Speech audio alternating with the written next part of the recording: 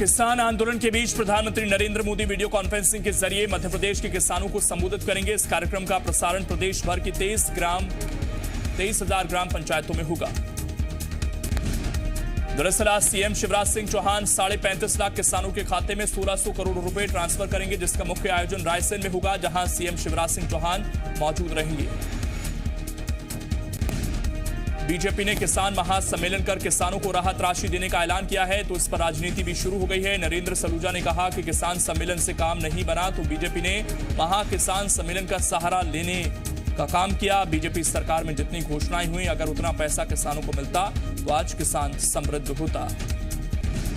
वहीं बीजेपी ने इस पर पलटवार किया। बीजेपी प्रवक्ता राजपाल सिसोदिया ने कहा कि किसान महासम्मेलन से कांग्रेस के पेट में दर्द क्यों हो रहा है।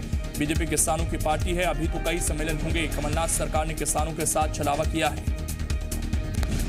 कृषि कानूनों के विरोध के बीच केंद्रीय कृषि मंत्री नरेंद्र सिंह तोमर ने देश के किसानों को चिट्ठी लिखी। 8 पन्ने की चिट्ठी में नरेंद्र सिंह तोमर ने किसानों को 8 आश्वासन दिए। उन्होंने कहा कि सरकार एमएसपी पर लिखित में आश्वासन देने को तैयार है। नरेंद्र सिंह तोमर ने कहा कि ऐसे समय में जब मोदी सरकार एमएसपी पर खरीद के लिए नए रिकॉर्ड बना रही है, खरीद केंद्रों की संख्या बढ़ रही है, कृषि मंत्री ने किसानों से अपील की कि वो राजनीतिक स्वार्थ से प्रेरित कुछ लोगों द्वारा फैलाए जा रहे इस सफेद झूठ को पहचानें और सिरे से खारिज करें। पीएम मोदी की किसानों से कृषि मंत्री की चिट्ठी पढ़ने की अपील। कहा कृषि मंत्री ने एक विनम्र संवाद करने की कोशिश की। गृह मंत्री अमित शाह ने भी कृषि मंत्री के ट्वीट को रीट्वीट किया। लिखा 60 साल तक किसानों के अधिकार लूटने वाले लोग किसानों को कर रहे गुमराह। सुप्रीम कोर्ट में किसान आंदोलन को लेकर फिर सुनवाई हुई। सुनवाई के दौरान सुप्रीम कोर्ट ने कहा कि वो किसानों का पक्ष जाने बगैर कोई निर्णय नहीं लेंगे।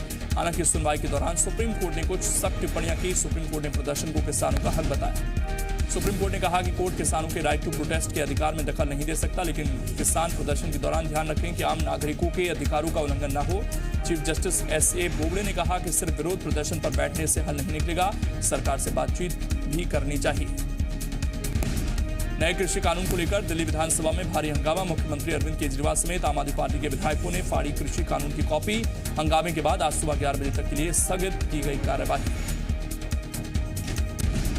छत्तीसगढ़ के किसानों की आय में बढ़ोतरी के लिए सीएम भूपेश बघेल ने बड़ी पहल की है। सीएम की पहल पर किसानों के लिए 1036 करोड़ रुपए की चिराग परियोजना को विश्व बैंक ने मंजूरी दे दी है।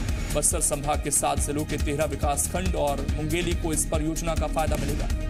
7 जिलों के 13 विकासखंडों में बस्तर, बकावंड, बड़े राजपुर, माकड़ी, नारायणपुर, दंतेवाड़ा, कटेकल्याण, सुकमा, छिंदगढ़, भैरमगढ़, भोपालपट्टनम, चारामा, नरहरपुर और मुंगेली के 1000 गांव शामिल हैं। छत्तीसगढ़ में 1 दिसंबर से 17 दिसंबर तक 28,22,283 मैट्रिक टन धान की खरीदी की गई।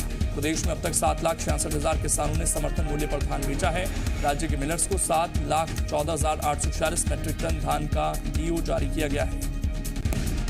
बता दें कि छत्तीसगढ़ में न्यूनतम समर्थन मूल्य पर धान बेचने वाले किसानों को 2500 रुपये मूल्य दिया जा रहा है। छत्तीसगढ़ देश का अकेला ऐसा राज्य है जहां धान का इतना मूल्य दिया जा रहा है। सोसाइटी में धान बेचने वाले किसानों को बिक्री के बाद उनके खाते में समर्थन मूल्य की राशि दी जाती है।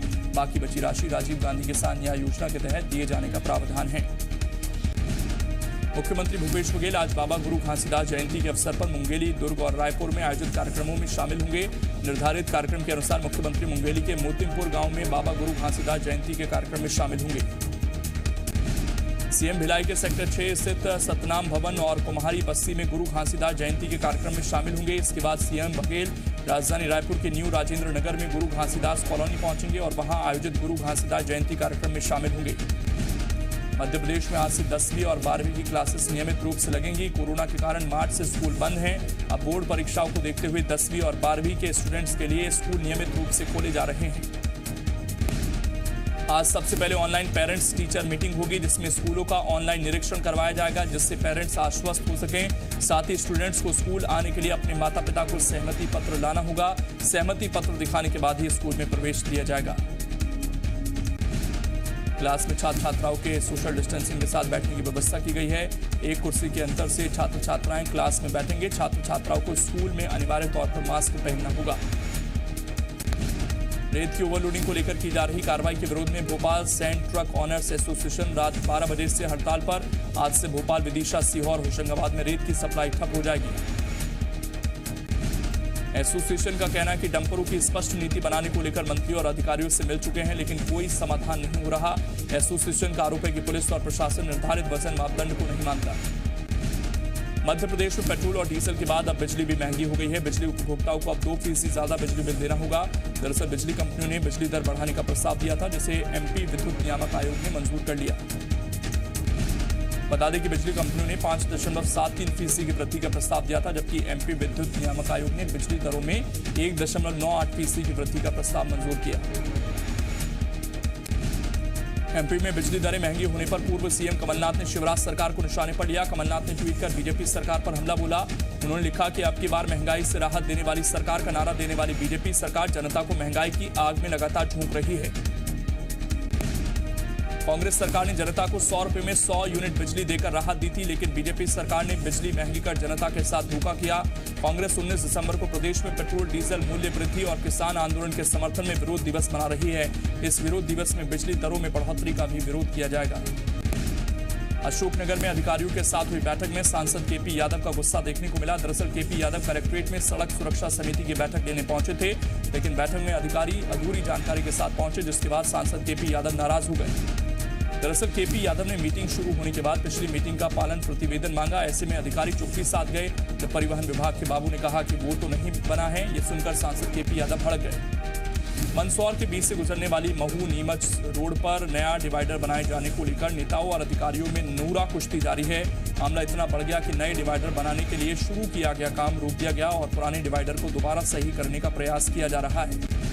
दरअसल नए डिवाइडर बनाए जाने पर बीजेपी विधायक यशपाल सिसोदिया को आपत्ति है। उनका कहना है कि पीडब्ल्यूडी की सड़क पर बिना पीडब्ल्यूडी की अनुमति लिए 3 करोड़ की लागत से डिवाइडर बनाए जाने का कोई औचित्य नहीं है। ऐसे में उन्होंने मुख्य नगर पालिका अधिकारी को टेंडर निरस्त करने को कहा।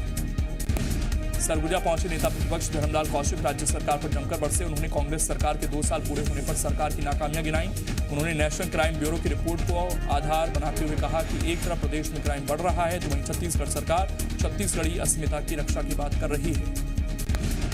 इसके साथ ही उन्होंने कहा कि किसानों को सम्मान निधि मिली नहीं, जबकि राज्य सरकार केंद्र सरकार के मनरेगा के पैसे से अपनी वाहवाही लूटने में लगी है। कोरबा पहुंची रेणुका सिंह प्रदेश की भूपेश सरकार पर जमकर बरसी। उन्होंने पिछली रमन सरकार की उपलब्धियां गिनाते हुए वर्तमान कांग्रेस सरकार पर निशाना साधा।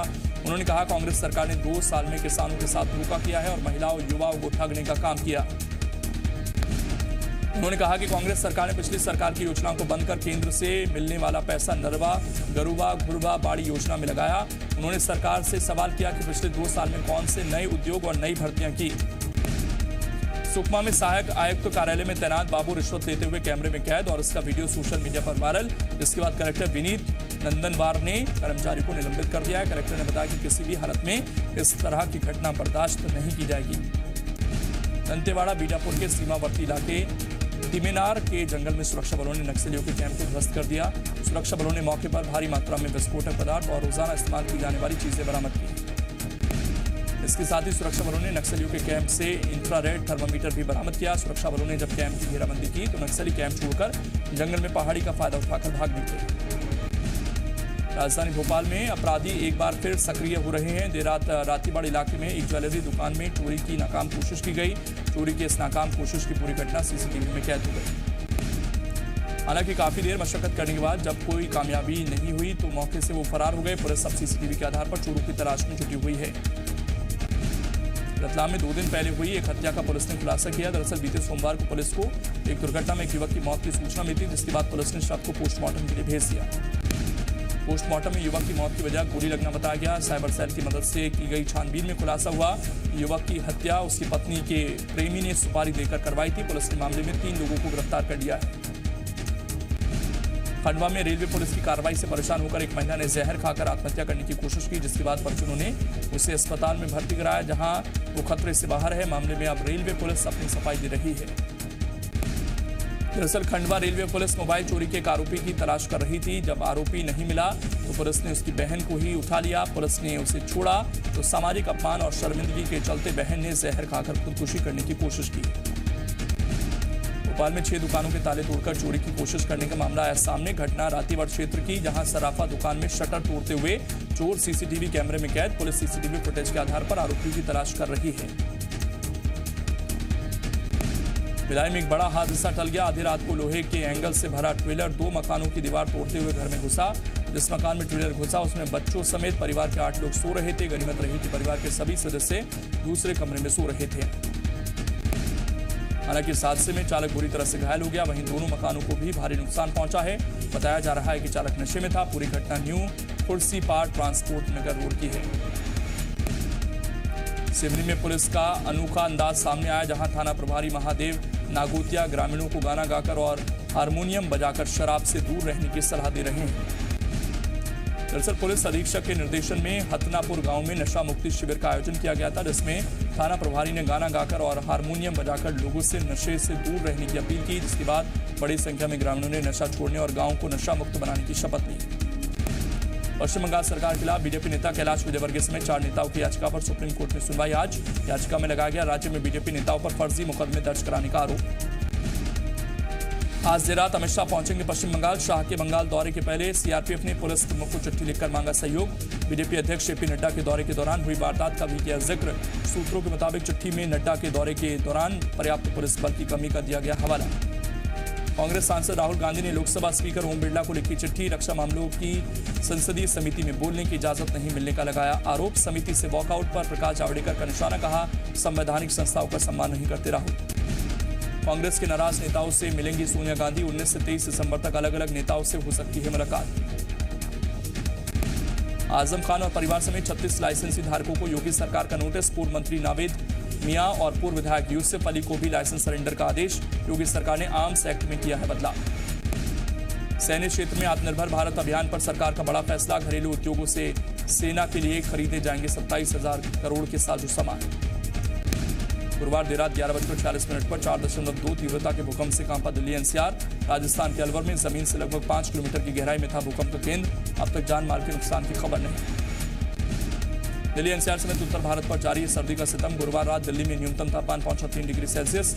आज भी दिल्ली एनसीआर में जारी रहेगा शीतलहर का कहर। छत्तीसगढ़ में ज्यादातर इलाकों में ठंड का असर देखने को मिल रहा है। अमरकंटक की तराई में बसे पेंड्रा, गौरेला, मरवाही इलाके में जहां कड़ाके की ठंड पड़ रही है, ठंड से बचने के लिए लोग अलाव का सहारा ले रहे हैं। वहीं नारायणपुर में भी सुबह से कोहरा छाया हुआ है। कोहरा इतना अधिक है कि सड़क पर गाड़ियों की लाइट जलाकर चलना पड़ रहा है। कुछ इलाकों में हल्की बरसात और दिन में धूप ना निकलने की वजह से ठंड लगातार बढ़ती जा रही है। राजधानी भोपाल में कड़ाके की ठंड पड़ रही है। ठंड से बचने के लिए लोग अलाव का सहारा ले रहे हैं। पिछले दिनों हुई बारिश के बाद राजधानी में सर्दी बढ़ गई है। जम्मू कश्मीर समेत पर्वतीय राज्यों में लगातार हो रही भारी बर्फबारी, मैदानी इलाकों में भी बढ़ी ठिठुरन।